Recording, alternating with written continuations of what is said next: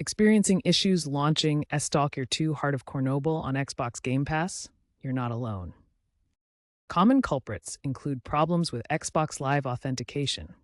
This can create mismatches between the Xbox app and game servers.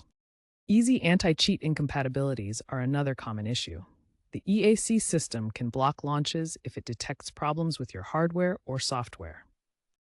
Error codes like 0x000001 for Xbox Live connectivity or 0x00003 for DRM verification often point to these authentication and anti-cheat issues.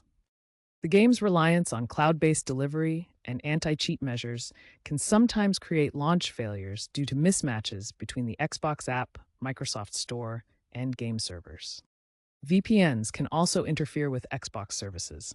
Outdated drivers or hardware that doesn't meet the minimum specs, like Windows 10 11 64-bit, 16GB RAM, and DirectX 12 GPU, are also frequent causes. Now let's look at practical solutions to get Stalker 2 running on Game Pass. First, ensure your Xbox app is updated to version 2409 or later. This resolves many compatibility issues. Second, verify that your Microsoft account is properly linked in the Xbox app settings. Third, temporarily disable overlays such as Discord or NVIDIA GeForce Experience, as they can conflict with easy anti-cheat. Also, try running the game as administrator. Fourth, check your network stability using the Xbox app's diagnostic tools or PowerShell commands. Disable any VPNs that might interfere with Xbox services.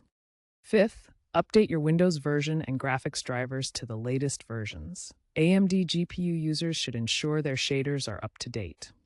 Finally, if issues continue, try reinstalling the game through the Xbox app. For additional help, check the Xbox support website or community forums like Reddit's r/Stalker. Recent patches have improved stability significantly.